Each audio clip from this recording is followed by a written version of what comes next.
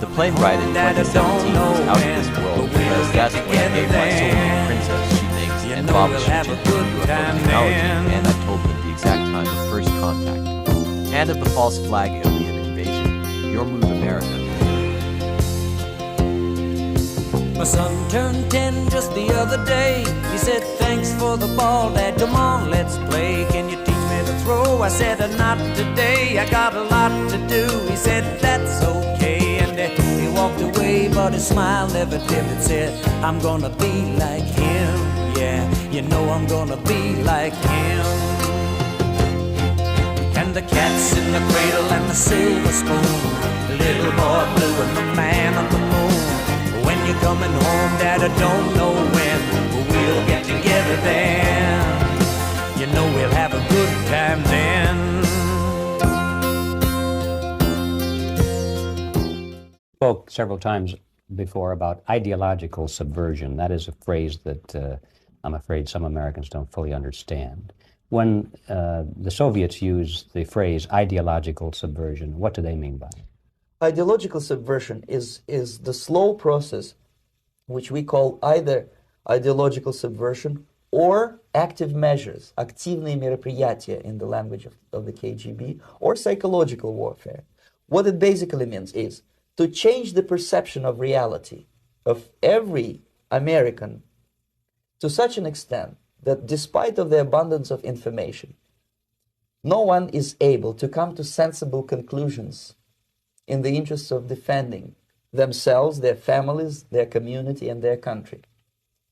It's a great brainwashing process which goes very slow, and it's divided in four basic stages.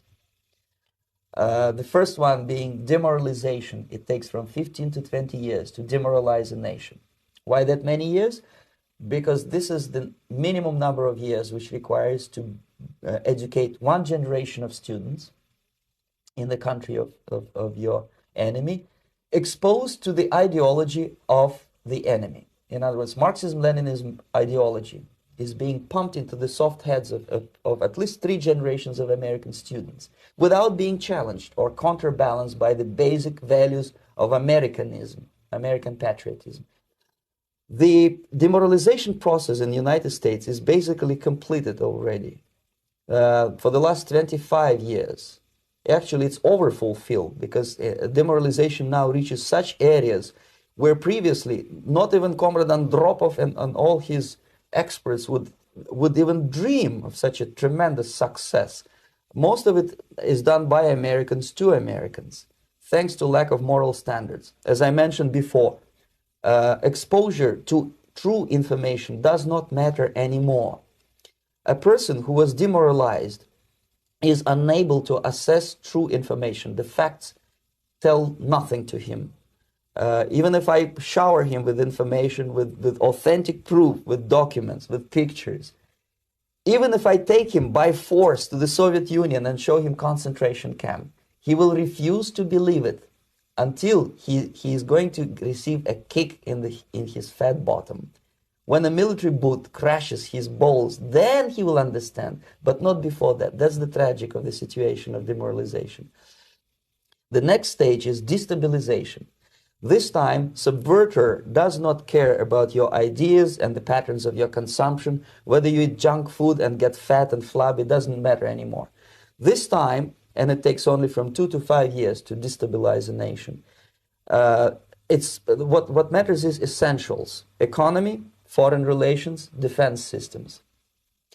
And you can see it quite clearly that in some areas, in such sensitive areas as defense and economy, the influence of Marxist-Leninist ideas in the United States is absolutely fantastic. I could never believe it 14 years ago when I landed in this part of the world that the process will go that fast. The next stage, of course, is crisis. It may take only up to 6 weeks to bring a country to the verge of crisis. You can see it in Central America now. And after crisis, with a violent change of power, structure, and economy, you have so-called the period of normalization. It may last indefinitely. Normalization is a cynical expression borrowed from Soviet propaganda, When the Soviet tanks moved into Czechoslovakia in 1968, Comrade Brezhnev said, now the situation in brotherly Czechoslovakia is normalized. This is what will happen in the United States if you allow all these schmucks to bring the country to crisis, to promise people all kind of goodies and the paradise on earth, to destabilize your economy, to eliminate the principle of free market competition, and to put a big brother government in Washington, D.C., with benevolent dictators like Walter Mondale, who will promise lots of things, never mind whether the promises are fulfillable or not. Your leftists in United States, all these professors and all these beautiful civil rights defenders, they are instrumental in the process of the subversion only to destabilize the nation. When their job is completed, they are not needed anymore. They know too much. Some of them, when they get disillusioned, when they see that Marxist-Leninists come to power, obviously they get offended. They think that they will come to power. That will never happen, of course. They will be lined up against the wall and shot. But they may turn into the most bitter enemies of Marxist-Leninists when they come to power. And that's what happened in Nicaragua. You remember most of these former Marxist-Leninists were either put to prison or one of them split, and now he's working against Sandinistas. It happened in Grenada when Maurice Bishop was already a Marxist. He was executed by a new Marxist who was more Marxist than this Marxist. Same happened in Afghanistan when first there was Taraki, he was killed by Amin, then Amin was killed by Babrak Karmal with the help of KGB. Same happened in Bangladesh when Mujibur Rahman, very pro-Soviet leftist, was assassinated by his own Marxist-Leninist military comrades. It's the same pattern everywhere. The time bomb is ticking with every second. The disaster